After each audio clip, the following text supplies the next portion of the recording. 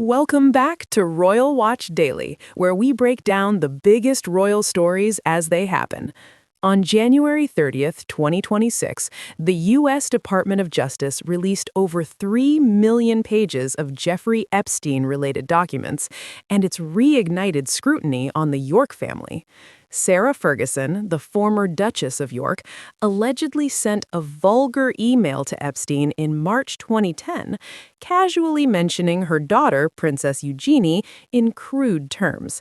This comes amid other emails showing her close correspondence with the convicted sex offender. We're unpacking the details, context, and what it means for the royals today.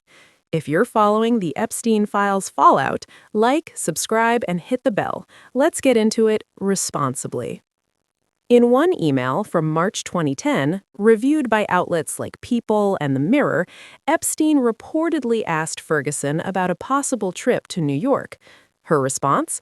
Not sure yet, just waiting for Eugenie to come back from a shagging weekend. Shagging is British slang for sexual activity, very casual and crude, especially about your own 19-year-old daughter. At the time, Eugenie, now 35, was days from turning 20 and spending time with her then-boyfriend and future husband, Jack Brooksbank, to celebrate. This email was sent after Epstein's 2008 conviction and 2009 release from prison for soliciting prostitution involving a minor. Ferguson has no allegations of wrongdoing in the files. Being named doesn't mean involvement, but the casual tone in this context has sparked backlash and questions about judgment. Other emails add layers. In 2009, Ferguson called Epstein the brother I have always wished for, after he complimented her in front of her daughters, Beatrice and Eugenie. She wrote things like, "You are a legend," and "Just marry me," in gratitude for his generosity. Reports also note she invited him to events and discussed financial help. Epstein reportedly covered debts. In one, she offered VIP Buckingham Palace tours, though no evidence he attended. This isn't isolated. Prince Andrew's name appears hundreds of times in the files, with photos and long-standing scrutiny over his Epstein ties. He settled a lawsuit in 2022 and denies wrongdoing. Beatrice and Eugenie are referenced too, including possible 2009 meetings.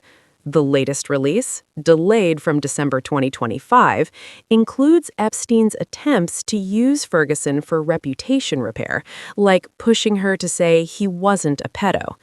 Ferguson publicly distanced herself in 2011 after accepting £15,000 from him, apologizing for the error of judgment.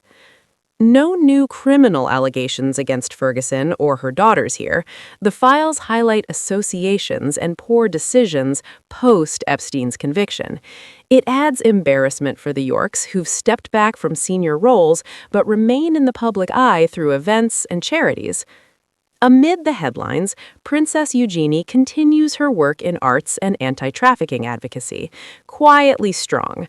Beatrice focuses on business and family. Sarah Ferguson remains active in writing and charity.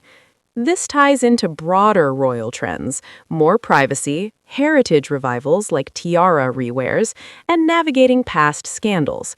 2026 has seen fresh jewel stories and fashion moments. Expect the family to lean on positive, low-key engagements. What do you think?